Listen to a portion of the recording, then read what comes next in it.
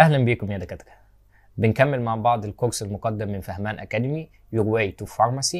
أنا دكتور مصطفى بندق. النهارده إن شاء الله هنشرح الجزء الخاص بالكارديو فاسكولار فارماكولوجي.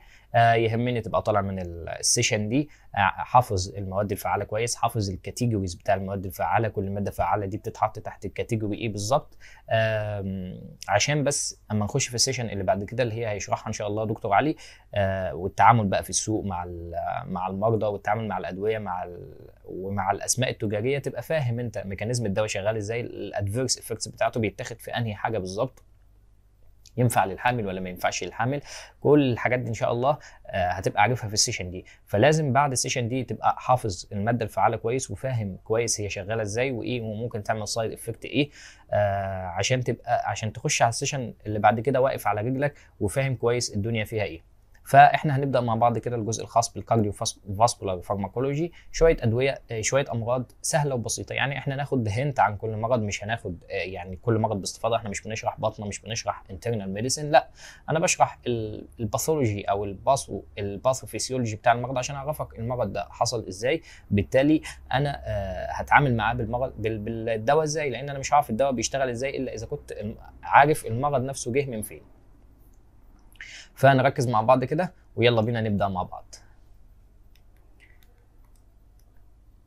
اول حاجه عندي ان شاء الله هنتكلم عنها النهارده هي الهايبرتنشن. الهايبرتنشن ده طبعا هو ضغط، يعني الناس اللي عندها ضغط مرض شائع وهنشوفه كتير كتير جدا. هنتعامل تقريبا اكتر ادويه هنتعامل معاها في الصيدليه هي ادويه الضغط.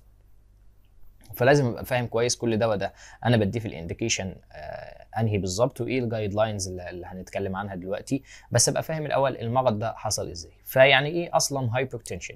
هايبرتنشن اللي هو elevation of blood pressure. بكل بساطه ضغط الدم عالي. طب هو ايه ضغط الدم الطبيعي عشان اقدر اقول ان انا عندي هايبرتنشن؟ والله ضغط الدم الطبيعي 120 على 80. طيب هل انا لو انا قست الضغط بتاعي دلوقتي ولقيته مثلا 140 على 100، هل انا اقدر اجزم ان انا عندي هايبرتنشن؟ لا، لازم اعمل اكتر من قياس. يعني لازم اقول انا قست البلاد بريشر النهارده لقيته مثلا 120 على 100، مش هقول بقى ان ده هايبرتنشن، لا، انا هجيبه بكره اقول للعيان نرتاح شويه وتيجي بكره تاني تقيس، وبعدين نقيس بعد نقيس 3 او 4 ايام. لقيت والله في الثلاث او 4 ايام واسجل القياسات لقيت القياسات دي كلها عاليه، فخلاص انا بقول ان العيان ده عنده هايبرتنشن، وابدا ارفعه بقى لدكتور البطنه عشان يبدا يتعامل معاه. تمام. طيب هل الهايبرتنشن ده في منه انواع؟ في منه انواع. عندي 3 انواع من الهايبرتنشن. برايمري هايبرتنشن، او ساعات بنقول عليه اسينشال هايبرتنشن، اللي هو حصل بدون سبب واضح وصريح. يعني انا مش في ايدي سبب كده يقدر يقول ده السبب ده هو اللي عمل هايبرتنشن، لا. والله في ناس بيربطوه بالستريس، الناس اللي عايشه ستريسفول كونديشنز، وفي ناس بيربطوه بالفاميلي هيستوري. والله هو والده عنده الضغط او مش عارف جده كان عنده الضغط فممكن يحصل له مع الايام ضغط. في ناس بيربطوه بالاولد ايج، بس حاليا دلوقتي بقينا نشوف ناس عندها 24 و25 و30 سنه وماشيين على علاجات الهايبرتنشن بيبقى عندهم برايمري هايبرتنشن. فيعني السن بتاعه بدا يقل دلوقتي. تمام، هو ده البرايمري هايبرتنشن. يهمني اعرف بس ان مفيش سبب واضح وصريح معايا في البرايمري هايبرتنشن. السكندري هايبرتنشن ده لا، ده انا قدامي سبب سكندري، يعني سكندري لحاجه ثانيه، فانا معايا سبب هنا. والله سبب لايه؟ لو قعدنا نعد من هنا لبكره مش هنخلص الاسباب بتاعه السكندري هايبرتنشن، كتير كتير جدا. زي مثلا الكوشنج سندروم. الكوشنج سندروم ده اللي هو بيبقى عندي الادرينال جلاند بتطلع كورتيزون زياده عن اللزوم. طيب والكورتيزون ده انا عارف ان هو الهرمون بتاع الاستريس، فده هيعمل لي elevation of blood pressure، فالعيان هيبقى عنده هايبرتنشن بس بسبب الكوشنج سندروم، فلا اقدر اقول عليه سكندري هايبرتنشن. وفي الناس اللي عندها رينال ارتري ستينوزس، اللي هو الرينال ارتري بتاعهم بيبقى ضيق فالدم مش واصل كويس للكليه، والكليه مش هتسكت، الكليه بتشغل نظام عندها اسمه رينين سيستم، والرينين سيستم ده يرفع لي الضغط، فده يعتبر سكندري هايبرتنشن. النوع الثالث والاخطر هو المالجنانت هايبرتنشن. المالجنانت هايبرتنشن اللي هو اخر جايد لاينز اتكلمت عن مالجنانت هايبرتنشن قالت لك ان هو اعلى من 180 على 110، ده نسميه مالجنانت هايبرتنشن، اللي هو لازم انزله على طول في الحال، ما استناش، لان ده ممكن يؤدي الى احد الامرين، اللي هو هايبرتنشن ايرجنسي وهايبرتنشن امرجنسي.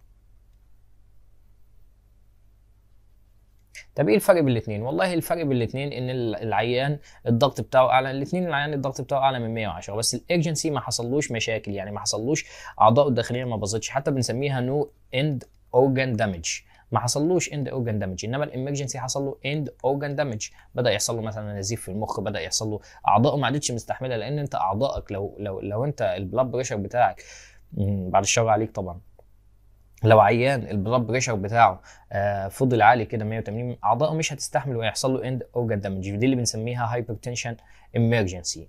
طيب هنعرف احنا طبعا معانا نتعامل مع الهايبرتنشن ارجنسي ان احنا ننزله على طول، هنعرف ازاي بنتعامل معاه كمان شويه. طيب العيان بتاع الهايبرتنشن ده ممكن يجي لي بايه؟ والله هو بيجي باعراض نون سبيسيفيك، يعني هو مش لازم يجي بالعرض ده بعينه، لا هو بيجي اعراض نون سبيسيفيك ممكن تحصل وممكن ما تحصلش. في اغلب الناس بيجي بهيدك. معظم الناس اللي عندها هايبرتنشن بتقول لك انا مصدع، فتيج، انا همدان، انا حاسس ان انا نفسي غم عليا هرجع، دي الاعراض المشهوره بتاعت الهايبرتنشن. انما انا بقول لك ان هي نون سبيسيفيك، ممكن تلاقي واحد الضغط بتاعه 180 او 190 ومش حاسس باي حاجه، يعني بس مش حاسس باي حاجه خالص، فهي نون سبيسيفيك. الهيدك بتاع الهايبرتنشن دايما بيبقى في الاوكسيبيتال، بيجي في الحته اللي ورا كده، بيجي العيان يمسك الحته اللي ورا دي كده ويقول لك انا عندي صداع في الحته دي. يبقى دايما زي ما بنقول ان الصداع بتاع الهايبرتنشن بيبقى اوكسيبيتال. تمام، انا كده عرفت الهايبرتنشن ده، عرفت الديفينيشن بتاعه، عرفت انواعه، عرفت العيان ممكن يجي يشتكي من ايه. انا عايز اعرف دلوقتي ازاي هعمل ديكريس للهايبرتنشن. الشغل بقى بتاعنا بتاع الفارماكولوجي المهم اصلا اللي احنا عاملين السيشن دي كلها عشانه. انا ازاي عايز اقلل ضغط الدم او اقلل البلاد بريشر بتاع العيان ده؟ والله البلاد بريشر بتاع العيان ده بيعتمد على 3 حاجات. اول حاجه الكاردياك اوتبوت، البامب، كل ما الهارت اللي هو بيضخ الدم يبامب اكتر فده هيعلي لي البلاد بريشر اكتر، ما هو عمال يضخ اكتر، فده هيعلي لي طول ما البامب شغاله اكتر، فده هيعلي لي البلاد بريشر اكتر. تمام. تاني حاجه هي التوتال بريفرال ريزيستنس. ايه التوتال بريفرال ريزيستنس دي؟ والله التوتال بريفرال ريزيستنس دي اللي هي بتعتمد على الفاسكولار وول. الفاسكولار وول، لو الفاسكولار وول ضيق الدم هيمشي فيه بسرعه، لان هو ضيق كده فالدم هيمشي فيه بسرعه، ودي بيزود لي التوتال بريفرال ريزيستنس، فده بيعلي لي الضغط لان الدم ماشي بسرعه والوعاء ضيق، فطبيعي الضغط بتاع الدم ده يبقى عالي، زي ما بتمسك الخرطوم كده، لو انت سايبه عادي الميه تبقى نازله عاديه، انما اول ما بتضغط عليه وتضيقه فانت كده بتعمل بريفرال ريزيستنس، فتلاقي الميه بتتحدف بعيد، الضغط بتاعها يزيد. دي نفس فكره البريفرال ريزيستنس. ثالث حاجه البلاد فوليوم، كل ما حجم الدم يبقى كبير اكيد هيبقى فيه ضغط الدم عالي بقى، لان حجم الدم الكبير ده هو ماشي بيضغط على المواسير، بيضغط على البلاد فيسلز، هو ماشي حجم الدم كبير، البالك بتاعت الدم دي كبيره فبتضغط على المواسير فتعمل لي هايبرتنشن. يبقى دلوقتي انا عرفت الهايبرتنشن ده يعني بيعتمد على ايه، فانا محتاج اقلل حاجه من الثلاثه دول. بالفعل كل الادويه اللي احنا هنتكلم عنها دلوقتي هتلاقيها بتشتغل على حاجه من الثلاثه دول، لا اما حاجه بتقلل الكاردياك اوتبوت، لا اما حاجه بتقلل التوتال بريفرال ريزيستنس، لا اما حاجه بتقلل البلاد فوليوم، او حاجه بتعمل حاجتين من الثلاثه دول او بتقلل الثلاثه مع بعض. طيب ايه هي بقى ادويه الهايبرتنشن؟ والله ادويه الهايبرتنشن الناس كلها عارفاها والناس كلها حافظاها، اللي هي A B C D. A B C D دي ادويه الهايبرتنشن. A في A for ACE inhibitors, angiotensin converting enzyme inhibitors و ARBs. ال ARBs اللي هي angiotensin receptor blockers. B for beta blocker و C for calcium channel blocker و D for diuretics. ببساطة كل دي ادويه الضغط اللي احنا هنتكلم عليها في السيشن دي. اي بي سي دي، ايس انهبيتور واي ار بيز، بيتا بلوكر، سي سي بي او كالسيوم شانل بلوكرز والدايوريتكس. هنبدا مع بعض كده كل كاتيجوري او كل مجموعه من الادويه دي نتكلم عنها كده يعني كلمتين بساط كده، اعرف هي بتشتغل ازاي، السايد افكت بتاعها، الانديكيشن بتاعها ايه، اهم حاجه بستخدمها فيها ايه، فنركز مع بعض. يلا، اول حاجه عندي هي الايس انهبيتور او انجيوتنسين كونفرتنج انزيم انهبيتور. بتشتغل ازاي دي؟ والله من اسمها هي بتنهبت الايس اللي هو الانجيوتنسين كونفرتنج انزيم. طب فين الايس ده اصلا او بيعمل ايه؟ والله الايس ده بيبقى موجود في الجاز سيستم. نتكلم كده مع بعض في الجاز سيستم عشان نفهم ايه اللي بيحصل بالظبط. والله الجاز سيستم انا عندي الليفر بيطلع حاجه اسمها انجيوتنسينوجين.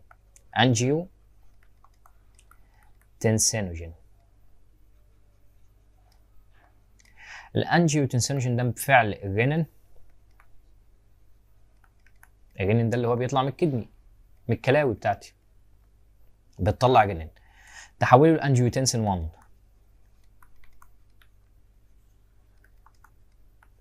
الانجيوتنسين 1 بفعل الكونفرتنج انزيم اللي هو انجيوتنسين كونفرتنج انزيم يتحول لانجيوتنسين 2.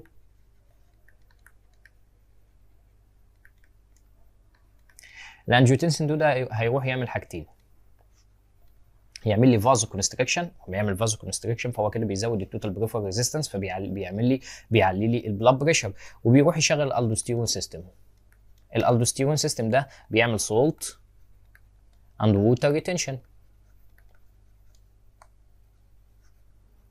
طب ما يعمل سولت اند ووتر ريتنشن كده بيزود لي البلاد فوليوم، فبالتالي ده بيعلي لي الضغط. يبقى هو ده الراس سيستم اللي احنا قلناه ببساطه، ده كل ده الراس سيستم اللي هو رينين انجيوتنسين الدوستيرون سيستم، لان الرينين طلع من الكدني اشتغل على انجيوتنسين 1، الانجيوتنسين 1 اشتغل عليه الايس حوله لانجيوتنسين 2، والانجيوتنسين 2 بيروح يعمل فازو كونستريكشن ويطلع لي الالدوستيرون، الالدوستيرون يعمل لي سولت اند ووتر ريتنشن، وبالتالي انا كده عليت الضغط باثنين ميكانيزم في الحته دي. فدلوقتي انا هشتغل على الايس ده، هدي انهبيتور للايس، فبالتالي الانجيوتنسين ده مش هيتكون، فبالتالي مش هيحصل فازو كونستريكشن، الالدوستيرون مش هيطلع، فكده انا قللت البلاد فوليوم وقللت البريفرال ريزيستنس، فبالتالي خليت الهارت يضخ مرتاح، لان مفيش بريفرال ريزيستنس عليه، مفيش بلاد فوليوم كتير عليه، فانا كده قللت الضغط باثنين ميكانيزمين. تمام. عايز اقول لك حته كده مهمه، ان الايس ده كمان بجانب ان هو بيخش في الراس سيستم ده، ان هو كان مسؤول عن تكسير البراديكاينين.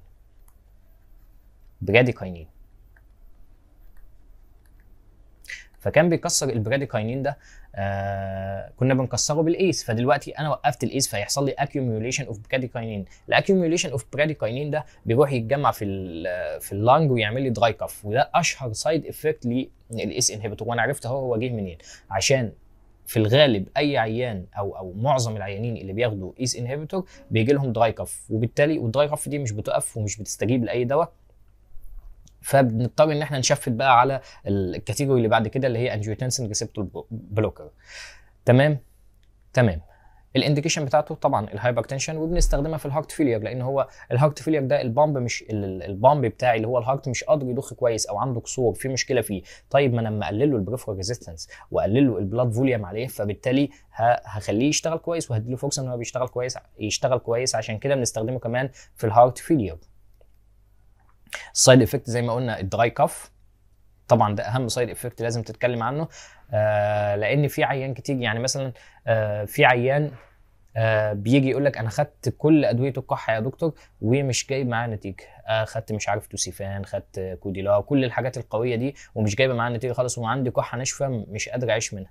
فانت تقعد تدور تلاقي فعلا ان هو ما عندوش اي سبب، بس لو سالته تلاقيه بياخد مثلا ايس، فتبقى عارف ان الايس هو اللي عامل له دراي كاف، تقول له احنا هنوقف الدواء ده وبعدين هنروح للدكتور بتاع البطنه بتاعنا هيشفتنا بقى على دواء تاني ما يعملش السايد افكت ده او الدراي كاف ده، اللي هو في الغالب بيبقى اي ار بيس. تمام. بيعمل ايه كمان؟ بيعمل هايبركاليميا، بيرفع البوتاسيوم. ليه بيرفع البوتاسيوم؟ لان الالدوستيرون ده هو كان بيشتغل ازاي؟ بيعمل سولت اند ووتر ريتنشن ازاي؟ والله هو بيرمي بوتاسيوم في البول وبيرجع صوديوم وميه، صوديوم ووتر. فدلوقتي انا وقفته، فالبوتاسيوم ده هيحصل له اكيوميوليشن جوه، والصوديوم والميه هيترموا بره، فالاكيوميوليشن بتاع الصوديوم ده هيعمل لي هايبركاليميا وبيقلل لي الجي اف ار. ليه بقى بيقلل لي الجي اف ار؟ لان الانجيوتنسين ده كان بيروح يعمل فازو كونستريكشن في الافرنت ارتريول. انا عندي الكدني اهي، او لو انتوا فاكرين النفرون ده، النفرون بتاعي كان بيبقى عندي هنا الافرنت يجي يعمل جلوميرولوس ويطلع من هنا كده، فده كنا بنسميه الافرنت، حتى اللي بيجي الاول بحرف الاي، وده الافرنت. فالايس انهبيتور ده كان بيشتغل هنا، بيعمل لي فازو كونستريكشن هنا، فاللي هو الانجيوتنسين 2. فاما يعمل فازو كونستريكشن هنا يضيق الحته دي، يعني الدم يقعد هنا فتره طويله او الفلتريشن يحصل هنا فتره طويله، فبالتالي الجي اف ار يزيد. فانت لما تدي ايس انهبيتور يعني هيحصل هنا دايليتيشن، فالدم هينزل على طول، مش هيحصل له فلتريشن كويس، فالجي اف ار هيبقى كويس، ودي من السايد افكتس بتاعه. يبقى انا عرفت كده كل سايد افكت جه ازاي، فاهم كويس الايس بيشتغل ازاي او ايه اللي هيعمله، حتى يعني انا فاهم الدراي كف حصلت ازاي. ايه الموجود من الايس انهبيتور؟ الكابتوبريل ده البروتوتايب او ده الكابتن بتاعهم كده، اللي هو الكابتوبريل وانالابريل رامبريل، اي حاجه فيها بريل اي حاجه فيها بريل فهي تبع الايس انهبيتورز، كابتوبريل، انالابريل، رامبريل، هتلاقي حاجات تانية كمان كتير. يعني ده على سبيل المثال للحصر. بريجنسي طبعا تيراتوجينيك، الايس انهبيتور ما ينفعش ابدا واحده حامل تاخد ايس انهبيتورز، الست الحامل ما بتمشيش خالص على ايس انهبيتورز لان ده تيراتوجينيك. تاني مجموعه معانا هي الار بيز. ايه الار بيز؟ هي نفس فكره الانجيوتنسين ريسبتور، الانجيوتنسين كونفرتنج انزيم انهبيتورز. ليه بقى؟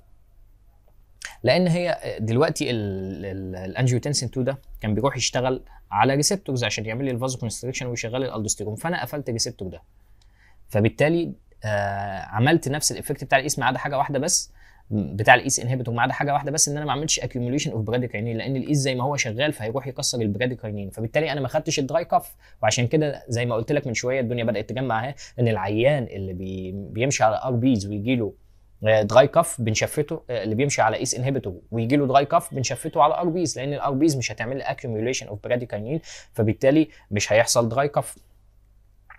هي الميكانيزم بتاعها انجيوتنسين 2 ريسبتور بلوكر، نو اكيوميوليشن اوف براديكاينين. شايف؟ نو اكيوميوليشن اوف براديكاينين لان انا ما جيتش يم الايس، فبالتالي انا مش هعمل السايد افكت اللي هو الدراي كف اهو، ما فيش هنا دراي كف، انما نفس السايد افكت الثاني ان هي بتعمل هايبركاليميا، بتعمل ديكريس الجي اف ار. انا بستخدمها امتى؟ والله انا بستخدمها الترناتيف للايس لو حلت في بروبلم، يعني في مشكله بقى مع الايس زي الدراي كف اللي احنا قلناها كمان شويه، اللي احنا قلناها من شويه.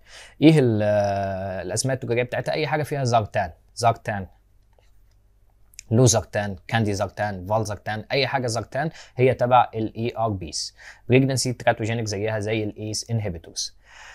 اتمنى يكون الشرح بسيط وسهل، يعني انا مجمع الداتا دي يعني واخد الحاجات البسيطه السهله اللي هي تفهمنا.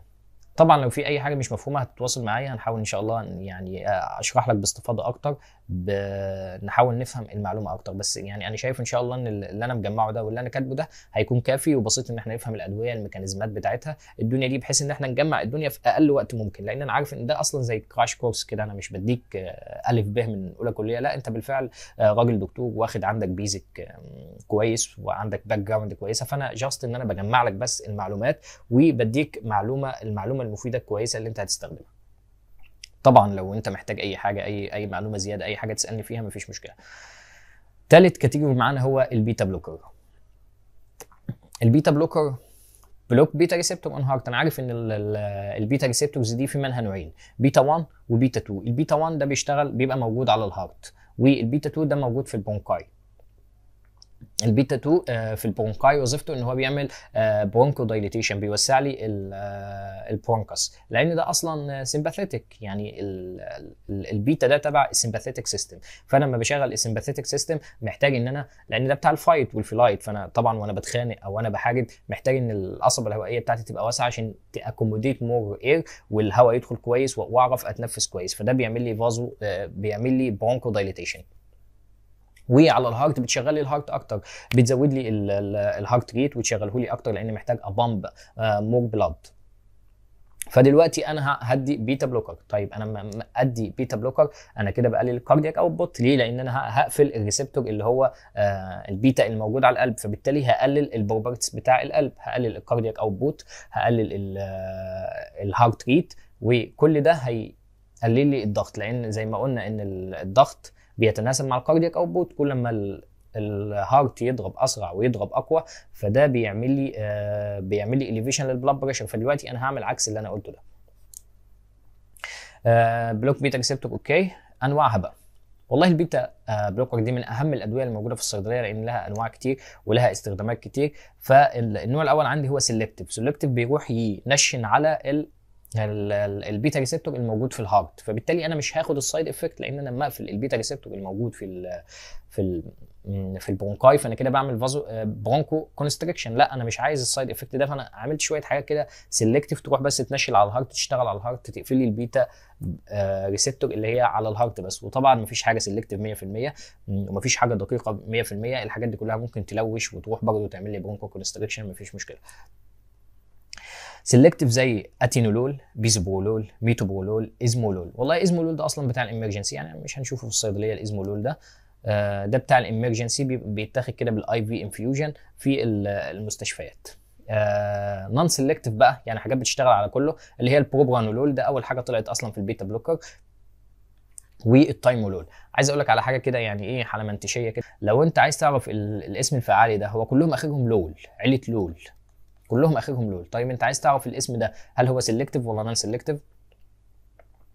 بص كده على اول حرف من الاسم، والله لو لقيته في النص الاولاني من الحروف الابجديه A B C D يبقى ده سيلكتيف. طب والله لقيته في النص الثاني من الحروف الابجديه اللي هي A B C D يعني هيبقى P T، كل اللي انا شايفه قدامي ده P T، ده في النص الثاني من الحروف من A B C، فده نون سيلكتيف. حاجه كده يعني ايه تبسط لك الموضوع. في نوع بقى من البيتا بلوكر او انواع من البيتا بلوكر بتقفل لي الالفا والبيتا مع بعض. الالفا ده اللي هو كان موجود في البلاد فيسلز، بيعمل لي فازو كونستريكشن، يعني الالفا هو المسؤول عن الفازو كونستريكشن، فانا لما اقفل الالفا فانا كده بدي يعني بعمل ريلاكسيشن بطريقه مش مباشره، يعني اندايركت ريلاكسيشن. ففي شويه ادويه بتعمل لي بلوك للالفا والبيتا توجذر، زي مثلا الدواء اللي هو اللابيتالول، بنستخدمه مثلا في ايه؟ في مرض انا محتاج اقفل فيه الالفا والبيتا، زي مثلا مرض اسمه فيوكروموسايتوما. كروموسايتوما ده بيبقى ورم في الادرينال المضله، بتطلع لي ادرينالين. طيب ما الادرينالين ده اصلا بتاع السمباثيتك سيستم اللي هو بيشتغل على الالفا والبيتا. طيب انا محتاج دلوقتي ادي الفا بلوكر وادي بيتا بلوكر، لاني لو اديت بيتا بلوكر بس الادرينالين كله هيعمل شيفت على الالفا ويشتغل على الالفا، يعمل لي سيفير فازو كونستريكشن، هيدخلني في مالجنانت هايبرتنشن. فلا ده انا محتاج اقفل الاثنين مع بعض، فبدي له لابيتالول او كارفيديلول. وبالمناسبه لابيتالول والكارفيديلول دول امنين في البريجنسي، ست الحمل تقدر تستخدم لابيتالول وكارفيديلول.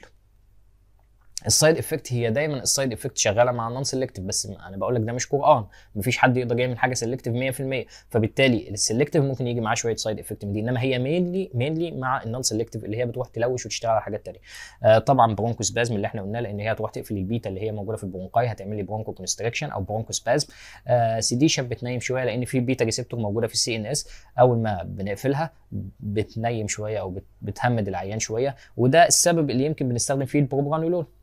البروبرانولول او الاندرال المشهور جدا ده ناس كتير بيستخدموه، وخصوصا الناس اللي هم بيقفوا على المسرح كتير محتاجين التوتر بتاعهم يقل شويه، فبنستخدم لهم البروبرانولول. بتعمل براديكارديا اب تو هارت بلوك طبعا، لان انا اصلا قافل البيتا اللي هي مسؤوله ان هي ترفع لي الكاردياك بروبرتس او خصائص القلب، فانت قفلتها لي، فبالتالي بتهدي ضربات القلب براديكارديا. ممكن توصل لي كمان للهارت بلوك، ان هو التوصيل يبقى مش مظبوط في القلب، او يعني يحصل بلوك في التوصيل بتاع القلب. بريجنانسي قلنا ان هي بياخدوا الكارفيدولول واللابيتالول في البريجنانسي. الكاتيجوري اللي بعد كده معانا اللي هي السي سي بي او الكالسيوم تشانل بلوكرز. فكره الكالسيوم تشانل بلوكرز اللي هو الكالسيوم اصلا ده الايون المسؤول عن الكونتراكتيليتي، حتى يعني الكالسيوم انفلاكس، دايما بنقول الكالسيوم انفلاكس ده هو المسؤول عن الكونتراكتيليتي. يا جدع حتى السي مع السي، والله العظيم يعني الطب ده سهل خالص، بس ايه احنا اللي مصعبينه على نفسنا. يبقى الكالسيوم هو المسؤول عن الكونتراكتيليتي. دلوقتي انا هعمل كالسيوم تشانل بلوكر، هعمل انهبيشن للكالسيوم انفلاكس، بلوك كالسيوم تشانل، تمام. فهعمل ايه؟ فوالله في كالسيوم تشانل في الهارت وفي كالسيوم تشانل في الفيسلز، وعندي اصلا مجموعه بتشتغل مينلي على الهارت ومجموعه بتشتغل مينلي على الفيسلز. يعني الكالسيوم تشانل بلوكر دول اما جم يظبطوهم لقوا فيهم شويه بيحبوا قوي يشتغلوا على الكالسيوم تشانل بلوكر اللي هي في الهارت، ولقوا شويه بيشتغل على الكالسيوم تشانل بلوكر اللي هي في البلاد فيسلز. على فكره ده بيشتغل هنا وده بيشتغل هنا، بس يعني هو مينلي حتى بنقول عليه مينلي هارت، مجموعه مينلي هارت ومجموعه مينلي فيسلز. طيب هي لو اشتغلت على الهارت، والله لو اشتغلت على الهارت هتقلل الكونتراكتيليتي، فبالتالي هتقلل الكاردياك اوتبوت، فبالتالي البلاد بريشر هيقل، نفس اللي احنا عمالين نقوله من ساعتها. طيب لو اشتغلت على البلاد فيسلز هتمنع لي برضه الكونتراكشن بتاع السموث ماسل الموجود في البلاد فيسل، فبالتالي الفازو كونستريكشن بتاع البلاد فيسلز مش هيحصل، فبالتالي هيحصل قدامه فازو دايلاتيشن. ودي الفكره في فازو دايليتيشن، انا كده قللت التوتال بريفرال ريزيستنس، وكده برضو قللت البلاد بريشر. ده الميكانيزم بتاعها، الدواء بيشتغل ازاي. في منها نوعين زي ما قلت لك، في منها نوع بيحب الهارت بيشتغل على الهارت، في منها نوع بيشتغل على الفيسلز. والله المينلي هارت مادتين، فيراباميل وديلتايازين، فيراباميل وديلتايازين. مينلي فيسلز نيفيديبين، اي حاجه ديبين بقى، اي حاجه ديبين هي تبع الميني فيسلز اللي هي بتعمل فازو دايليتيشن. ميني فيسلز نيفيديبين، املوديبين، فيلوديبين. نيفيديبين، املوديبين، فيلوديبين. انا زي ما قلت لك يهمني تبقى طالع حافظ. انا عايزك بقى بعد ما تخلص السيشن هتمسك الكتاب بتاعك، هتلاقي مكتوب فيه طبعا كل اللي انا قلته ده. تمسك الكتاب كده تحفظ لي المواد الفعاله دي، تبقى فاهم طبعا كويس، وبعدين تحفظ المواد الفعاله دي، عشان انت اما تمسك الدواء، علبه الدواء في الصيدليه كده، حتى لو انت مش عارف الاسم التجاري، لان طبيعي ما فيش اي حد يقدر يحصي الاسماء التجاريه اللي موجوده في السوق. يعني انت هتمسك الدواء ده تكون اول مره تستخدمه، بس انت هتقرا كده الماده الفعاله املوديبين.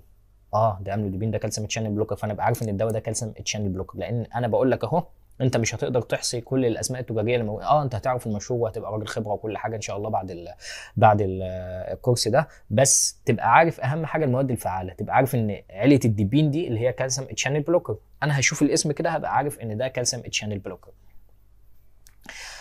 السايد افكت بتاعته بتعمل كونستيبيشن طبعا. يعني انا دلوقتي منعت الكالسيوم انفلوكس، والكونستيبيشن ده بيحصل في السموث ماسل او البريستالسز اللي شغاله في الانتستين، فانا بوقف الكلام ده كله.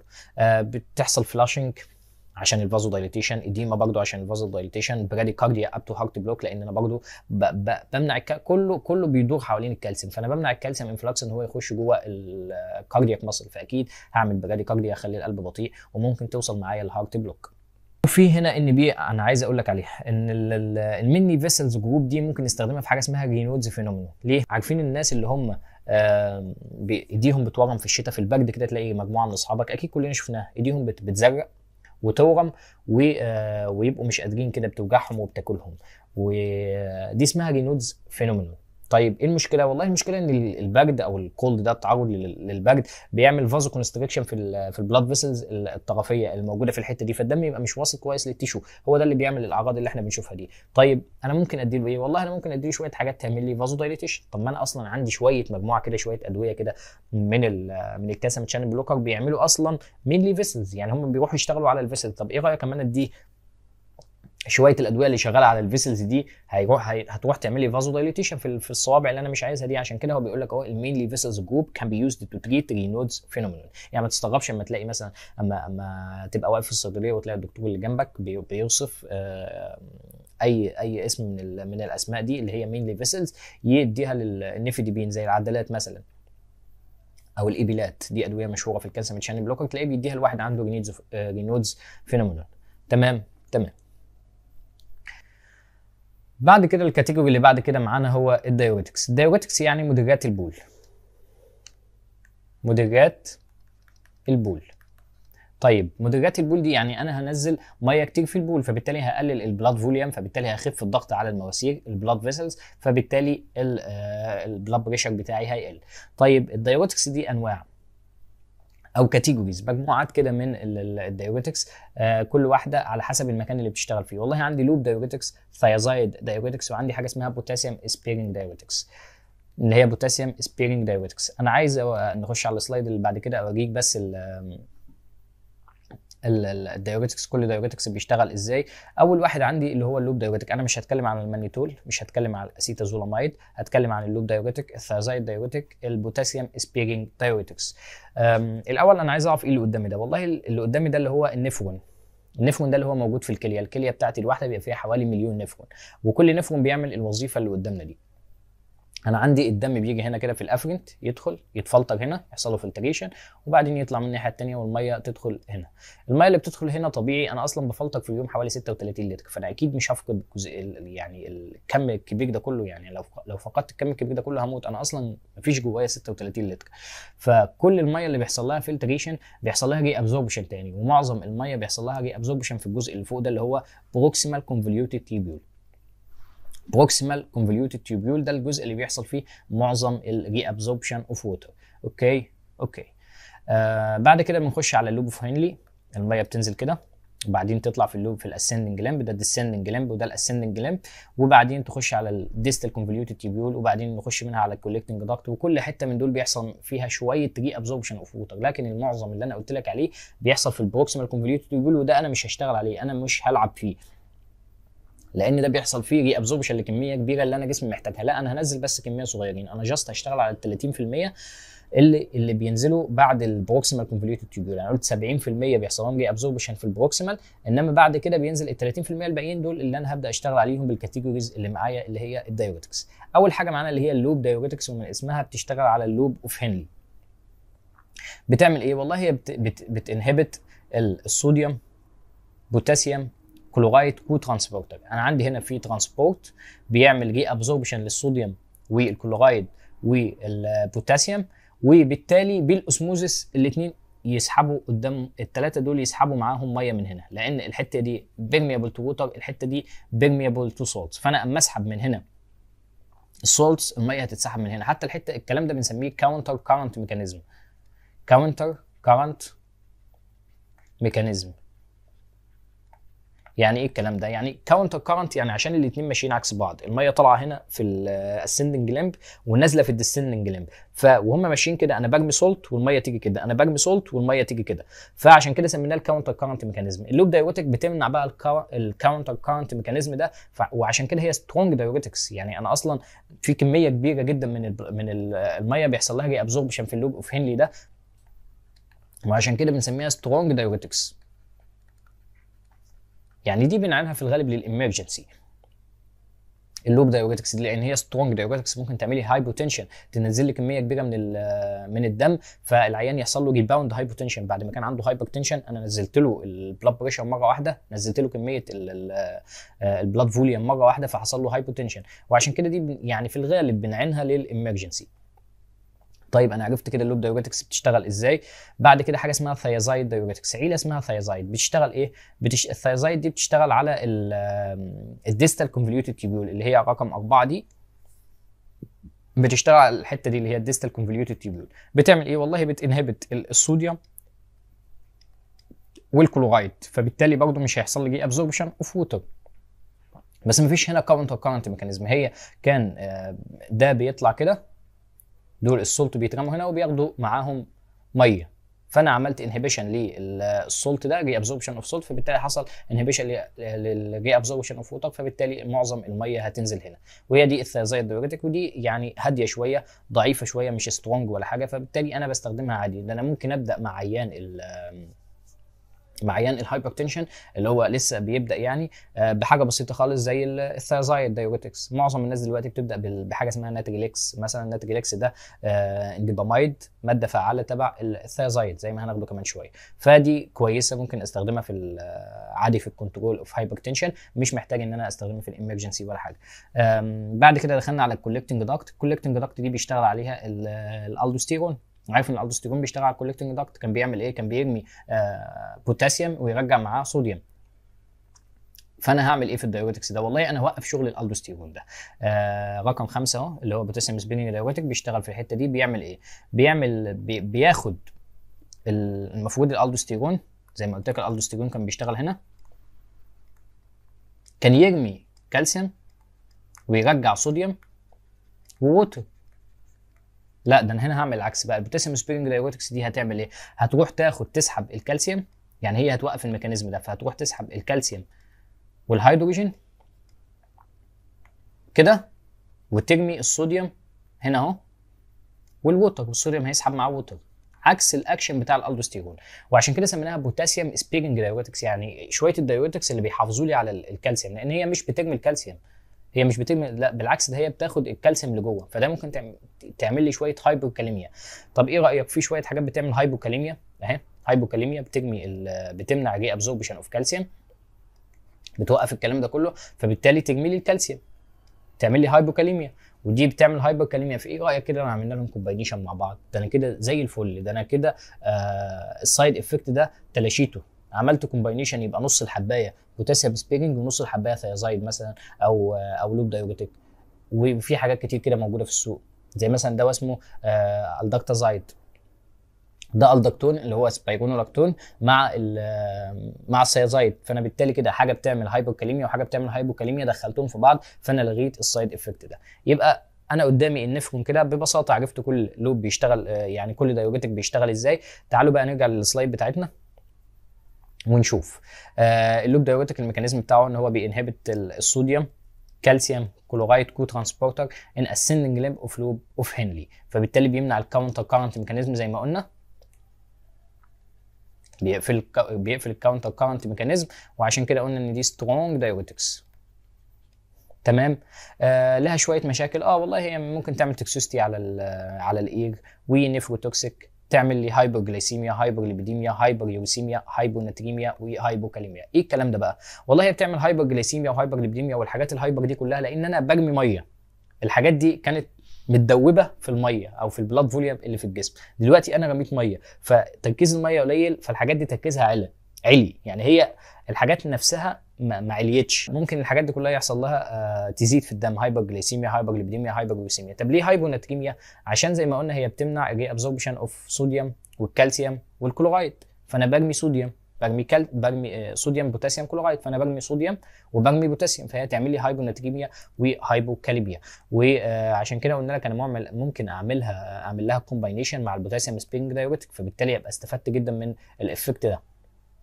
موجود عندنا الفوزيمايد اللي هو اللازكس، اكيد ما فيش حد ما يعرفش اللازكس ده. فوزيمايد، توكسيمايد، بيوميتانايد، فيوزامايد، توكسيمايد، بيوميتانايد. الثلاثه دول هم دايوريتكس اللي هم اللوب دايوريتكس. ادي السيازايد هي بتشتغل على الديستال كونفوليوتد تيبيول، وعشان كده هي ويك شويه، لان خلاص بتشتغل على الديستال كونفوليوتد تيبيول. معظم الميه اصلا يعني اللوب مثلا كانت بتشتغل، كانت بتوقف لك كاونتر كارنت ميكانيزم، لا هو دلوقتي الكاونتر كارنت ميكانيزم حصل اصلا وعملنا جي ابزوربشن اوف ووتر، فشويه الميه اللي باقيين الثيازايد هتوقفهم، هم شويه ميه صغيرين، عشان كده هم ويك دايوريتكس. تعمل ايه؟ نفس النظام، هايبوجليسيميا، هايبرليبيديميا، هايبريوسيميا، هايبوناتريميا، هايبوكاليميا، نفس الكلام بالظبط. موجود منها هيدروكلوروثيازايد، هيدروكلوروثيازايد ده من اسمها عشان كده سميناها ثيازايد اصلا، وانديبامايد اللي هو الناتريلكس. ناتريلكس ده اللي هو موجود في السوق باسم ناتريلكس، ده في الغالب بنقدر نستخدمه في الكنترول بتاع البلاد بريشر، او بنبدا بيه لانه حاجه بسيطه كده كويسه، مش هتخلي العيان يروح الحمام ويجي. انما انت اللوب دايوريتكس ده ما بتديه للعيان، العيان بيقول لك انا مش عارف انام اصلا، يعني من كتر البول اللي بينزله يقول لك انا مش عارف انام، بقوم 3 4 5 مرات بالليل اروح اعمل حمام، وطبعا بيشرب ميه كتير عشان يعوض الميه اللي بينزلها دي كلها. فانا شايف ان اللازكس ده مش خيار كويس جدا ان العيان يفضل ماشي عليه، واحنا على فكره نعرف ناس كتير ماشيين على اللازكس، بس لا مش خيار كويس ان العيان يمشي على اللازكس. في حاجات تانية كاتيجوريز كتير عمالين نشرح فيها من الصبح، فهي خيار افضل عن اللوب دايوريتكس. البوتاسيوم سبيرنج دايوريتكس هي انتي الدوستيرون افكت زي ما قلت لك. الالدوستيرون كان بيرمي البوتاسيوم ويشد لي الصوديوم، والصوديوم يشد مع ميه، فده كان بيزود لي البلاد فوليوم. لا ده انا هعمل عكس الكلام ده تماما، ده انا هرمي الصوديوم والصوديوم بقى ياخد مع ووتر وهو نازل، فكده انا هعمل دايوريسيس وهرجع البوتاسيوم اجيبه تاني الدم، فعشان كده سميناها بوتاسيوم سبيرنج دايوريتكس. زي سبايرونولاكتون، اميلورايد، ايبيرينون واميلورايد وسبايرونولاكتون. خلصنا كده الهايبرتنشن الحمد لله. هو اكبر موضوع معانا هو الهايبرتنشن عشان ادويته كتير، وموجود طبعا في الصيدليه بادويه كتير ومواد فعاله كتير، محتاج منك تكون حافظ المواد الفعاله كويس زي ما قلت لك، كل شويه عمال اقول لك لازم تكون حافظ المواد الفعاله. هنخش بقى دلوقتي على مواضيع بسيطه كده، يعني مثلا مواضيع الهايبوتنشن. الناس اللي بتبقى ضغطهم واطي بيقابلنا برضه كتير في الصيدليه، حد بيبقى ضغطه واطي محتاج ارفع له الضغط ده. هنتكلم عن يعني هنتكلم عن مجموعه الانتي هايبوتنسيف دراج في الجزء الجاي ده ان شاء الله. عندي بقى الانتي هايبوتنسيف دراجز، والله دول مجموعتين، مجموعه سيمباثومايميتيك ايجنتس. يعني ايه سيمباثومايميتيك ايجنتس؟ يعني مجموعه بتحاكي الشغل بتاع السيمباثيتك. طب ما انا عارف ان الشغل بتاع السيمباثيتك ده كان بيزود لي الهارت ريت، بيخلي لي القلب يضرب كويس وبسرعه، كان بيعمل لي فازو كونستريكشن عشان يزود التوتال بريفرال ريزيستنس، فبالتالي ضغط الدم يبقى عالي. طيب طب ما ده كويس جدا، يعني عيان ضغط الدم بتاعه واطي فمحتاج اعلي له الكاردياك اوتبوت، محتاج محتاج اعلي له البريفر ريزيستنس، محتاج ازود له البلاد فوليوم برضه. يعني في بعض الاحيان الناس الريزيستنس اللي احنا مش بنبقى عارفين نعمل معاهم ايه بنركب لهم محلول، ما المحلول ده كده بنزود له البلاد فوليوم. فهي نفس الثلاث محاور اللي احنا بنتكلم عليها، الكاردياك اوتبوت، التوتال بريفر ريزيستنس، والبلاد فوليوم. هنلعب برضه في الثلاثه دول. والمجموعه الاولانيه اللي معاها اللي هي السيمباثومايميتك زي ما قلت لك بتلعب في اثنين، اللي هو الكاردياك اوتبوت بتشتغل عليه، والتوتال بريفر ريزيستنس بتشتغل عليها، لان في منهم حاجات بتعمل لي فازو كونستريكشن. واول دواء معانا اللي هو اسمه ايتايل افرين. ايتايل افرين بيعمل ايه؟ والله هو كاردياك ستيمولانت. كاردياك ستيمولانت يعني ايه؟ يعني هيعمل لي ستيموليشن اوف بوث الفا وبيتا، بس هو مين بيتا، يعني هو مين اللي بيعمل ستيميوليشن اوف بيتا فيزود لي الكاردياك اوتبوت، وله اكشن كمان على الالفا فيعمل لي برضه فازو كونستريكشن. فانا كده زودت الضغط بميكانيزمين زي ما قلنا. بنستخدمه في ايه؟ والله بستخدمه في الهايبوتنشن والاورثوستاتيك هايبوتنشن. ايه هو الاورثوستاتيك هايبوتنشن؟ او ساعات بنسميه البوزيشنال هايبوتنشن. الناس اللي هم اول ما بيقوموا من على السرير، يعني بيبقى قاعد زي ما انا قاعد كده، واول ما يقوم يحصل له هايبوتنشن. دي المشكله عندهم، بيبقى الالفا عندهم مش شغاله كويسه، لان المفروض انا اول ما اقوم الالفا بتاعتي تشتغل تقفل البلاد فيسلز اللي موجوده في الرجل، لان طبعا الدم كله بالجرافيتي هينزل للرجل، لا فالالفا تشتغل كويس تقفل البلاد فيسلز اللي موجوده في الرجل، فالدم يفضل موجود كويس للمخ والحاجات اللي فوق دي، فبالتالي ما يحصليش سينكوب او ما يغماش عليا. لا الناس دي الالفا عندهم بتبقى مش شغاله كويس، فيحصل له بوزيشنال هايبوتنشن او اورثوستاتيك هايبوتنشن، اللي هو يقوم من مكانه يقع على طول، لان الدم معظمه بينزل للرجل بيتسحب من المخ، فممكن يحصل له سينكوب. فانا بستخدم في الوقت ده الايتايل افرين، لاني هعمل فازو كونستريكشن، هشغل الالفا. هو بيقول لك اهو ستيميوليشن اوف بوث الفا اند بيتا، ده انا هشغل الالفا وازود الكاردياك اوتبوت، فبالتالي الموضوع يعني الدم هيفضل في الجزء العلوي وهيوصل للدماغ كويس، فمش هيحصل لي سينكوب او مش هيحصل لي هايبوتنشن. تمام. بعد كده معانا ماده ثانيه اسمها ميدودرين، ودي موجوده اصلا في الصيدليه باسم ميدودرين زي ما هي كده. دي شغلها ان هي الفا اجونست، بتستخدم اكتر في الاورثوستاتيك هايبوتنشن. اورثوستاتيك هايبوتنشن اللي احنا قلناه من شويه، يبقى الميدودرين بتستخدم في الاورثوستاتيك هايبوتنشن. هيبتامينول الماده اللي بعد كده هيبتامينول، والله هي كاردياك ستيمولانت، بتزود الكاردياك اوتبوت، وبرضه لها سلايد بريفر فازو كونستريكتور افكت. فانا ممكن استخدمها هايبوتنشن وفينتنج تندنسي. الناس اللي هي يعني فكره نفس فكره الاورثوستاتيك هايبوتنشن، اللي هم الناس الفينتنج تندنسي دي، الناس اللي هم يعني بيدوخوا على طول، الهايبوتنشن بتاعهم بيدوخهم على طول، فانا ممكن استخدم معاهم الهيبتامينول دي برضه مشهوره جدا في السوق، اللي هي الكوراسور. تاني مجموعه معانا في الانتي هايبوتنسيف دراج هي سينثيتيك مينرالوكورتيكويد. سينثيتيك مينرالوكورتيكويد دي احنا في الواقع مش هنستخدمها، حتى مش هنقدر نصرفها او سي خالص، لان هي لها استخدام واحد، اللي هو الاديسون ديزيز. يعني حتى انا عندي فلودري كورتيزون ده اللي هو الدوستيرون لايك اكشن، بيشتغل زي الالدوستيرون بالظبط. طيب انا اصلا الناس اللي عندهم اديسون ديزيز دول، الناس اللي هو اديسون ديزيز اللي انا كاتبه لك ده، بيبقى عندهم هايبوتنشن بسبب ان ما عندهمش مينرالوكورتيكويد. اديسون ديزيز ده اللي هو اصلا الادرينال انسفشنسي، يعني الادرينال جلاند ما عادتش بتطلع الهرمونز بتاعتها اللي هي من ضمنها المينرالوكورتيكويدز، اللي هو الالدوستيرون. فدلوقتي الالدوستيرون بتاعه مش بيطلع، فبالتالي مفيش سولت اند ووتر ريتنشن، فبالتالي ضغط الدم واطي على طول، لان الالدوستيرون ده كان بيعلي لي الضغط، زي ما عمالين نقول من ساعتها ان الالدوستيرون كان بيعمل لي سولت اند ووتر ريتنشن، فيعلي لي البلاد فوليوم، فبالتالي يعلي لي الضغط. والله الراجل بتاع اديسون ده ما عندوش الدوستيرون اصلا، فانا بديله حاجه زي الالدوستيرون، حاجه سينثيتك كده زي الالدوستيرون، حتى اسمها سينثيتك مينرالوكورتيكويد، اسمه فلودروكورتيزون، وده موجود في السوق حاجه اسمها كورتيلون هتشوفه في السوق، بس يعني مش هتطلعه كتير او مش هتتعامل معاه في سي اصلا. هو بيشتغل ازاي؟ هو الدوستيرون لايك اكشن، وله برضه شويه كورتيزون لايك اكشن، لان الكورتيزون عارفين ان هو بيعلي الضغط برضه، لان ده هرمون الاستريس، فبيعلي الضغط، فهو بيشتغل زي الكورتيزون، وله الدوستيرون لايك اكشن. ده مينلي، يعني هو مينلي الدوستيرون لايك اكشن، وله شويه كده سلايد كورتيزون لايك اكشن. بنستخدمه في الهايبوتنشن، بس مش اي هايبوتنشن، الهايبوتنشن بتاع الاديسون اللي هو اصلا ما عندوش مينرالوكورتيكويد، فانا مضطر اديله سينثيتيك مينرالوكورتيكويد. خلصنا كده الانتي هايبوتنسيف دراج. ان شاء الله يعني يكون الموضوع لحد دلوقتي سهل وبسيط، ومش محتاجين مجهود كبير في الموضوع ده. الانجينا الانجينا اللي هو الذبحه الصدريه موضوع مهم جدا، موضوع هتقابله كتير كتير كتير جدا في الصيدليه. هيجي لك عيانين كتير، هو الموضوع ده امرجنسي طبعا لازم تكون عارف هتتعامل ازاي مع العيان ده في الحال، يعني في الحال ده لازم تتعامل معاه دلوقتي، والا العيان ده ممكن لا قدر الله يحصل له حاجه مش كويسه. فلازم تكون فاهم كويس الميكانيزم بتاع الانجينا، ايه هي الانجينا، حصلت ازاي، هتعامل معاها بأنهي ادويه بالظبط، وهبدا اتكلم مع العيان ازاي. فالانجينا دي اللي هي الذبحه الصدريه. الذبحه الصدريه، الذبحه الصدريه ايه تعريفها او ايه تعريف الانجينا؟ والله هو تشيست بين، يبقى وجع في الصدر.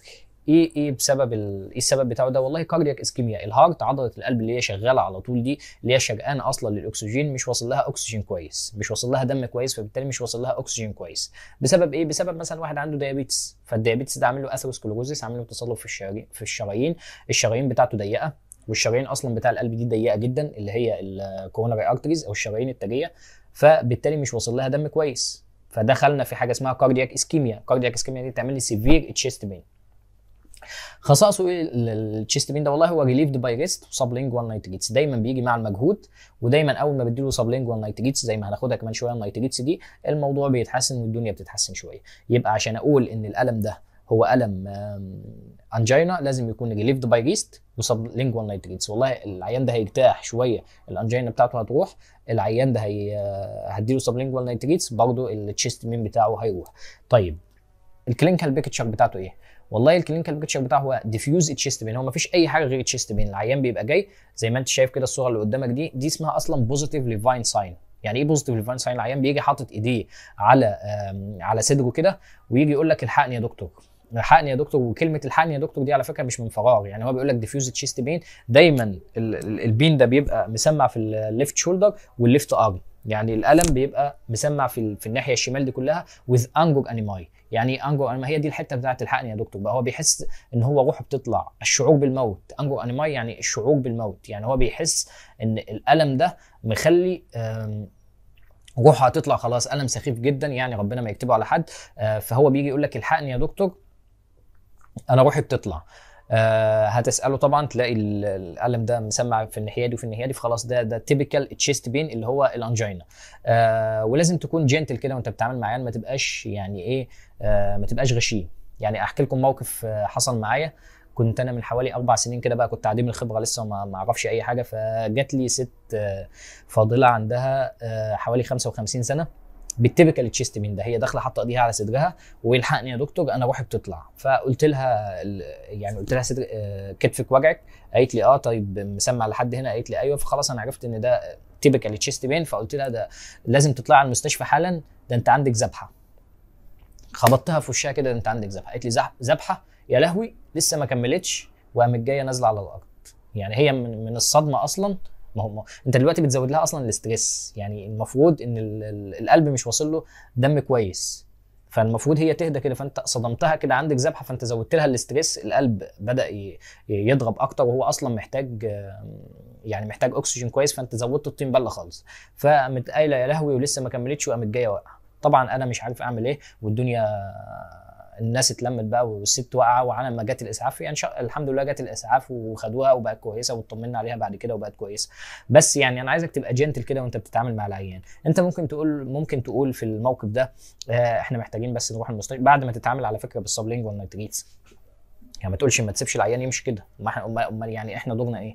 ما تسيبش العيان يمشي كده، لا انت هتتعامل معاه بالسبلينجوال نايتريتس وتقول ده بس الدم مش واصل للقلب كويس، يعني يا حاجه الدم مش واصل للقلب كويس، محتاجين نروح على اقرب مستشفى دلوقتي. ف يعني ما تتغشمش معاها، ما تلزقهاش في وشها، لان معظم الناس اصلا بيخافوا من الذبحه الصدريه دي. يعني معظم العوام عارفين الذبحه الصدريه وبيخافوا منها اول ما يسمعوا ذبحه يا لهوي وايه، والله اعلم بقى باللي هيحصل بعد كده. ندخل بقى بعد كده اللي احنا كنا بنتكلم فيه اللي هو التريتمنت بتاعها بقى. التريتمنت بتاعها مجموعه من الادويه اسمها انتي انجينال دراج، مجموعه من الادويه بتزود الكاردياك سبلاي او السبلاي بتاع الاكسجين للهارت، فالدنيا تشتغل كويس والقلب يشتغل كويس وما يبقاش عنده اسكيميا. ايه هي المجموعه دي؟ اللي هي النيتريتس اول حاجه، وهي يعني الفيرست تشويس في الانجينا. البيتا بلوكرز برضو بنستخدمها للنيتريتس زي ما قلناها من شويه في الضغط، هي برضو بنستخدمها في الانجينا، لان هي بتعمل براديكارديا وبتهدي شغل القلب شويه، فنستخدمها في الانجينا. السي سي بي برضه الكالسيوم شانل بلوكر بتهدي شغل القلب، فبالتالي هتقلل الاكسجين ديماند اللي محتاجه القلب، فممكن نستخدمها عادي. وفي شويه مجموعه من الادويه اسمها نيور انتي انجينال دراج. هنتكلم دلوقتي عن النيتريتس. النيتريتس الميكانيزم بتاعها ايه؟ والله هي بتزود حاجه اسمها النيتريك اوكسايد. النيتريك اوكسايد ده بيعمل لي ريلاكسيشن في السموث ماسل بتاعه البلاد فيسلز. يعني البلاد فيسل عندي اهو، انا لما اعمل ريلاكسيشن للسموث ماسل بتاعته الارتري هيوسع، او البلاد فيسل ده هيوسع، يعني الموضوع يبقى سهل شويه. وهو كمان فينو دايليتور اكتر من ارتيريو دايليتور. يعني هو بيجي على الفينز من عند الهارت اهو، جاي له الفينوس ريتيرن من فين، بعدين الارتري بيطلع كده. هو بيشتغل على الحته دي اكتر. طب بيشتغل على الحته دي اكتر يعني ايه؟ يعني بيوسع لي الفينز اللي هي موجوده في البريفري، في الاطراف بتاعتي دي قبل ما تروح للقلب، بيوسع لي الفينز. فالفينز دي اما توسع اكوموديت مور بلاد، يعني اما توسع كده الدم يفضل قاعد فيها اكتر، فبالتالي الدم مش رايح للقلب كويس. الدم اللي هو الفينوس ريتيرن اللي رايح للقلب قليل، فانا كده قللت شغل الضغط، لان قللت شغل القلب، لان كل البلاد اللي نازل هنا ده القلب هيرجع يضخه تاني. فانا لما اقلل له الحمل شويه عليه الدنيا هتهدى شويه. وبرضه هي بتعمل ارتيريو دايليتور، بس هي فينو دايليتور اكتر من ارتيريو دايليتور. سوري. النيتريت تولرانس، طبعا ما ينفعش نتكلم عن النيتريتس من غير ما نذكر حاجه اسمها النيتريت تولرانس. ايه النيتريت تولرانس دي؟ والله يعني بالفكره كده لو احنا هنعملها بالجراف، فانا بدي العيان الجرعه الاولى تدي الافكت ده، بعدين تدي كده، بعدين تدي كده، بعدين تدي كده، وبعدين ما تديش خالص. هو دي بالظبط النيتريت تولرانس. يعني العيان بياخد الحبايه تعمل معاه افكت زي الفل وانا تمام النهارده والدنيا تمام، ياخد افكت اقلل شويه، ياخد الافكت بعد كده ما عادش افكت خالص، محتاج ازود الجرعه، عشان اجيب نفس الافكت. واكيد طبيعي انا مش هقعد ازود الجرعه، يعني انا مش هديله مثلا 2.5 بعدين بكره اديله 5 وبعدين اقعد على الاقل لحد ما هروح فين؟ ده انا كده داخل في توكسيسيتي بقى. فلا، النيتريت تولرانس دي اللي هي معناها ديكريس ان دراج افكت باي ريبيتد يوز. كل ما استخدمه كل ما الدراج افكت بتاعه يقل، كل ما استخدمه كل ما الافكت بتاعه يقل. طب انا اتجنبها ازاي؟ والله بنتجنبها ببروتوكول كده اسمه نيتريت فري انترفال. يعني ايه؟ يعني انا بدي فرصه للجسم ان هو يعني يرتاح شويه من النيتريتس. حتى كل الروشتات او كل الادويه النيتريتس اللي هتتصرف هتلاقي مكتوب كده كورس الساعه 7 صباحا، ثم كورس الساعه 4 عصرا، وبعد كده يفضل باقي الفتره دي كلها ما بياخدش نيتريتس، ياخد اي حاجه ثانيه بقى في الفتره دي، ياخد بيتا بلوكر مثلا، ياخد اي دواء من الادويه الثانيه دي. لكن هو بياخد النيتريت الصبح والعصر، ويفضل باقي الفتره دي في حاجه اسمها نيتريت فري انتاج، ما بدلوش نيتريت طول الوقت ده. والطريقه دي كويسه جدا ومميزه جدا في ان هي بتمنع لي موضوع النيتريت تولرانس ده. بتعمل ايه بقى النيتريتس كسايد افكت؟ والله ممكن تعملي هايبوتنشن، تعملي فلاشنج، مش هي بتعمل فازو دايليتيشن، فهتعملي فازو دايليتيشن في الخدود كده وتخلي الواحد خدوده حمراء حاسس بحراره، وتعملي اورثوستاتيك هايبوتنشن عشان برضه بتعمل فازو دايليتيشن. موجود منها ايه النيتريتس دي في السوق؟ موجود منها النيتروجليسرين. نيتروجليسرين اشهر من نار على العالم، ايزوزوربايد مونونيتريت، ايزوزوربايد مونونيتريت، ايزوزوربايد داي نيتريت. وده نيكورانديل ده نيو انتي انجينال دراج. انتر اكشن مهم جدا مع النيتريتس، لازم ابقى عارفه كويس. هو السلدنافيل. الناس اللي بيجوا اللي عندهم ايركتايل ديسفانكشن وبيجي ياخدوا بقى فياجرات والحاجات دي كلها، لازم ابقى عارف كويس قبل ما اديله فياجرا انت بتاخد حاجه للقلب ولا لا. اي حاجه لو بياخد نيتريتس يعني ابسوليوتلي كونترا انديكيتد ان هو ياخد معاها نيتريتس. لو خد نيتريتس مع السلدنافيل يبقى هيتكل على الله على طول على النعش، دي ما فيهاش كلام. لان ده بيعمل السلدنافيل ده بيعمل فازو دايليتيشن، هو باورفول فازو دايليتور ايجنت، والنيتريت زي ما احنا عارفين وهي برضه باورفول فازو دايليتور. فانا هعمل فازو دايليتيشن مع فازو دايليتيشن، لان كده بعمل اوجمنتيشن للفازو دايليتيشن، والعيان هيخش مني في سنكوب ومش هلاقيه خلاص، يعني البرين هيخش في برين دامج اصلا بعد كل الفازو دايليتيشن ده كله. فالسيفير هايبوتنشن ده ممكن يموت لي العيان، فلازم ابقى عارف كويس ان العيان اللي بياخد نيتريتس ما ينفعش ياخد معاه سلدنافيل، ما ينفعش ياخد اي فياجرات خالص. النيور انتي انجينال دراج بقى حاجه اسمها رانولازين. دي شويه ادويه كده طلعوها جديده للانجينا بس لها افكت كويس يعني، وبتساعد العيان ان هو ما يحصلوش اتاكس من الانجينا. اول دواء عندي اسمه رانولازين. بيشتغل ازاي؟ والله بينهبت الصوديوم تشانل بلوكر، بينهبت الصوديوم تشانل، يعني هو صوديوم تشانل بلوكر. طيب الصوديوم تشانل بلوكر ده الصوديوم ده انا عارفه ان هو كان اما بيخش جوه الخليه بيعمل لي كونتراكشن، مسؤول عن الاكسايتيشن يعني، فانا كده بقلل الاكسايتيشن بتاع العضله شويه، فبالتالي هقلل الاكسجين الميوكارديال اكسجين كونسامبشن، هخلي عضله القلب ان هي تستهلك اكسجين اقل شويه. السايد افكت بتاعه ممكن يعمل لي هيدك، يعمل لي كونستيبيشن، يعمل لي برولونجد كيو تي انترفال. برولونجد كيو تي انترفال دي انا عارف رسم القلب، او اللي مش عارف يعني رسم القلب بيبقى بي كيو ار اس تي، ده رسم القلب بي كيو ار اس تي. فانا عندي الرانولازين ده بيزود لي الكيو تي انترفال، يعني المده دي والمده دي بتزيد، فده ممكن يعمل لي اريثميا، ممكن يعني يدخلني في اريثميا، ودي حاجه مميته يعني. الاريثميا دي اللي هي عدم انتظام ضربات القلب، دي حاجه خطيره جدا. طبعا اكيد سايد افكت قليل، يعني هو لو هو يعني ديفينيتلي بيعمل برولونج كيو تي انترفال، فاكيد هو هيتسحب من السوق. طبعا ده سايد افكت قليل، بس هو مكتوب يعني مع الرانولازين. ترايميتازيدين والله الميكانيزم بتاعه ان هو سايتو بروتكتيف. يعني ايه؟ يعني هو بيخش جوه الخليه يخليها تستخدم الاكسجين اكتر، فكده بيحمي الخليه من ان هي تموت. فعشان كده هو سايتو بروتكتيف انهانس جلوكوز اوكسيديشن، بياخد الاكسجين اللي جاي من الدم ويخلي الخليه تستخدمه اكتر وتستفاد بيه اكتر، فبالتالي مش هيحصل لها اسكيميا بسهوله. فده يعني بنستخدمه ادجوفنت، يعني ما ينفعش نستخدمه لوحده، بستخدمه كده ادجوفنت يعني بجانب الادويه الثانيه مع مريض الانجينا، بحيث ان هو يساعده شويه. ممكن برضه يعمل لي شويه هيدك وابدومينال بين. يهمنا اعرف ان هو كونترا انتيكيتد مع الباركنسونيزم. ترايميتازيدين ده اللي هو اسمه في السوق فاسكولار فاستريل، اقصد فاستريل ده كونترا انتيكيتد مع مريض الباركنسونيزم. يعني اي حد عنده باركنسونيزم اللي هو الشلل الرعاش ما ينفعش ياخد معاه ترايميتازيدين. ليه؟ لان هم لقوا ان الترايميتازيدين ده بيعمل باركنسونيزم يعني بيعمل لي شويه اعراض كده زي بتاعه الباركنسونيزم، فما ينفعش يبقى حد عنده باركنسونيزم وانا راح اديله دواء اصلا بيعمل اعراض زي الباركنسونيزم. انا كده يعني ايه، بزود له الطين بله. الايفابرادين ده برضه نيورال انتي انجينال دراج. بيستخدم ازاي؟ والله هو هارت ريت لورنج ايجنت، يعني بيشتغل كده زي البيتا بلوكر. مش البيتا بلوكر دي انا كنت بستخدمها في الانجينا ان هي بتقلل لي الهارت ريت شويه، يعني بتخلي القلب يشتغل هادي شويه، فبالتالي الاكسجين ديماند بتاعه يقل. والله الايفابرادين ده زي البيتا بلوكر، بيشتغل زيها. ده انا حتى بستخدمه اهو انديكيشن يوزد ان بيشنتس وذ بروبلم وذ بيتا بلوكر، يعني الناس اللي انا مش قادر استخدم لها بيتا بلوكر في الانجينا انا ممكن استخدم لها الايفابرادين. ده جديد وفعال، بيشتغل ان هو بيقلل لي الاس اي نود الريزم بتاعها. انا عارف ان الاس اي نود دي البيس ميكر، اللي هي بيس ميكر كده موجوده في القلب، هي اللي بتضرب، هي اللي مشغله القلب كله وراها، اول ما تضرب القلب كله يضرب، فهو بيقللها شويه، بيقول لها اهدي شويه، فبالتالي الهارت ريت بتاع القلب يقل شويه. ممكن يعمل لي هارت بلوك طبيعي، لان انا بقول لك بقلل الهارت ريت، يعني بخلي القلب يضرب بالراحه، فممكن يدخلني في هارت بلوك يخلي القلب ما يضربش، او يخلي الفنتريكل يضرب لوحده، فيعني ممكن يبوظ لي الكهرباء بتاعه القلب دي، لان هو بيلعب في الكهرباء اصلا في الاس اي نود. يعمل لي حاجه اسمها اليومينس فينومينون. اليومينس فينومينون دي اللي هو الخوف من الضوء، يعني يبص للضوء يبقى بيخاف منه، او يبقى شايف حاجات كده مش موجوده، شايف دبان، شايف حاجات مش موجوده خالص، هي دي اسمها اليومينس فينومينون. ده الايفابرادين. احنا تقريبا كده خلصنا الانتي انجينال دراج، خدنا فيها النيتريتس وخدنا فيها الايفابرادين.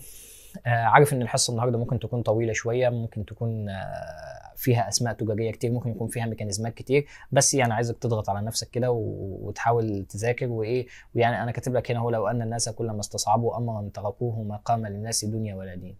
اخر موضوع واخر حاجه بسيطه خالص معانا هي الهارت فيلير. يعني ايه الهارت فيلير؟ والله الهارت فيلير ده القلب مش عارف يضخ الدم كويس، في قصور في القلب، في فشل في القلب، حتى بنقول احنا بالعربي كده، والله بنقول للشخص ده انت عندك فشل في القلب. طب هو ايه التعريف العلمي بقى للهارت فيلير؟ والله الهارت can't pump an adequate output sufficient to meet the metabolic needs of the body. يعني ايه الكلام ده؟ والله الهارت بتاعي ده عمال يضخ، بس الضخ اللي بيضخه ده مش قادر يواكب احتياجاتي اللي الجسم محتاجها. الجسم بتاع العضله بتاعتي محتاجه اكسجين كويس، الهارت بتاعي ده فيه فيلير، فمش قادر يضخ لي الدم كويس. هو ده بالظبط الهارت ريت او الهارت فيلير. الهارت فيلير حاله مش هنتعامل معاها، مش هنشوفها كتير، هو بيجي جاهز من عند الدكتور، ابقى عارف بس الادويه اللي بنستخدمها فيها. ممكن نستخدم اس انهبيتور بتقلل الحمل على القلب، بيتا بلوكر تقريبا الميكانيزمات دي كلها قبل كده، دايوريتكس بتقلل البلاد فوليوم فبتقلل الحمل على القلب. الجديد بقى اللي احنا هنقوله دلوقتي اللي هو الانيوتروبيك ايجنتس والانترستو. يعني ايه انيوتروبيك ايجنتس؟ انيوتروبيك ايجنتس يعني حاجه بتخلي القلب يضرب كويس. يعني هي بنفسها بتروح تخلي القلب الضربه بتاعته تبقى يعني تبقى قويه. هو في فيلير، هو بيضرب ضعيف مش قادر اصلا، فهي بتخش تخلي القلب يضرب ضربه قويه. والانترستو ده لسه دراج جديد اصلا وغالي جدا، يعني تقريبا 700 جنيه او ب 800 جنيه. ف هنتكلم عنه هنت كده ان شاء الله. اول حاجه عندي في الانوتروبيك ايجنتس هي الديجوكسين. الديجوكسين او الديجيتاليس زي ما بنقول عنه، يعني هتلاقيه موجود في الصيدليه. بيعمل ايه؟ والله هو بوزيتيف انوتروبيك ايجنت، بيخلي القلب يضرب كويس، وبيقلل لي كمان الايفي نودال كوندكشن. يعني ايه بقى بيقلل الايفي نودال كوندكشن؟ طب انت محتاج تقليل الايفي نودال كوندكشن في الهارت فيلير ليه؟ ما هو انا محتاج القلب يضرب كويس ويملى كويس. يعني ما هو انا بقلل الايفي نودال كوندكشن يعني بخلي الهارت ريت ضعيف. لا ده انا خليت الهارت ريت ضعيف، يعني بيضرب ببطء والضربه بتاعته قويه، يعني بيضرب ببطء ويلحق يملى كويس. طبعا انا بقى بستخدمه بعد الانيشيشن بتاع الايس والار بيز والبيتا بلوكر. ليه بقى الكلام ده؟ ما ينفعش اصلا يبقى العيان البريفرال ريزيستنس بتاعته عاليه واروح اديله بوزيتيف انوتروبيك، يعني اخليه يضرب جامد وهو اصلا البريفرال ريزيستنس بتاعته عاليه. فلا، لازم اقلل البريفرال ريزيستنس دي بالايس انهبيتور مثلا او الار بيز، وبعدين اديله بقى حاجه تخليه يضرب كويس. ممكن يعمل اريزميا وممكن يعمل ديجوكسين توكسيستي، دي مشهوره جدا ديجوكسين توكسيستي دي او الديجيتاليس توكسيسيتي. فالجرعه لازم تتظبط، الدكتور بيظبط الجرعه، وما ينفعش يعني انا احيد عن الجرعه دي عشان التوكسيستي بتاع الديجوكسين دي مشهوره لان هو له ثيرابيوتيك اندكس. يعني الفرق بين الجرعه العلاجيه والجرعه اللي بتعمل توكسيستي دي قليله، فبتعامل معاه بحذر. الانترستو بقى وهو اخر حاجه معانا. الانترستو ده اصلا عباره عن كومباينيشن، عباره عن الفالزاكتان اللي هو الاربيز اللي احنا لسه واخدينه من شويه، وحاجه جديده بقى علينا اسمها ساكيوباتريل. ساكيوباتريل دي الماده الفعاله. ساكيوباتريل دي بتشتغل ان هي نبريلايسين انهبيتور. ايه بقى النبريلايسين ده؟ والله انا عندي الهارت، يعني الهارت اهو اول ما بيفالير، اول ما بيحصل له فيلير بيطلع منه حاجه اسمها اي ان بي وبي ان بي، اتريال ناتيوريليتيك بيبتايد وبيتا ناتيوريليتيك بيبتايد او برين. يعني كانوا بيقولوا عليه، كانوا مفكرين ان هو بيطلع من البرين فقالوا عليه ايه؟ برين ناتيوريليتيك بيبتايد. بيعملوا ايه دول؟ من اسمهم كده بيعملوا ناتيوريسيس. ناتيوريسيس يعني بيرموا الصوديوم في البلاد، فالصوديوم ياخد معاه ميه فيقلل لي البلاد فوليوم، فيقلل لي الضغط شويه على القلب. والله دول اول ما بيطلعوا كانوا بيتكسروا بحاجه اسمها نبريلايسين اهو. النبريلايسين ريسبونسبل فور ديجريديشن اوف اي ان بي والبي ان بي. فانا دلوقتي الانترستو الدواء الجديد ده انا اديت حاجه بتنهبت النبريلايسين ده. يعني انا هعمل النبريلايسين انهبيتور ده، انا هانهبت النبريلايسين، فبالتالي هسيب فرصه للاي ان بي والبي ان بي ان هم يشتغلوا ويعملوا ناتيوريسيس، فبالتالي هقلل الحمل على القلب. دي فكره الانترستو الدواء الجديد. احنا كده الحمد لله خلصنا خلاص السيشن دي. عارف ان هي طويله شويه متعبه شويه فيها ميكانيزمات كتير، بس والله ممتعه. يعني انا من الناس اللي بحب الكارديو فاسكولار فارماكولوجي جدا، ممتع وفي ميكانيزمات كده وبتشغل دماغك. يا رب يكون الموضوع بسيط والشرح بسيط والفيديو فاتكم. ولو في طبعا اي حاجه مش مفهومه هنتواصل على الجروبات بتاعتنا، وهكون معاك ان شاء الله اول باول. اي حاجه مش مفهومه او اي حاجه محتاجين نبحث عنها او ندور عنها هنبحث عنها مع بعض. واشوفكم ان شاء الله على خير في السيشن الجايه.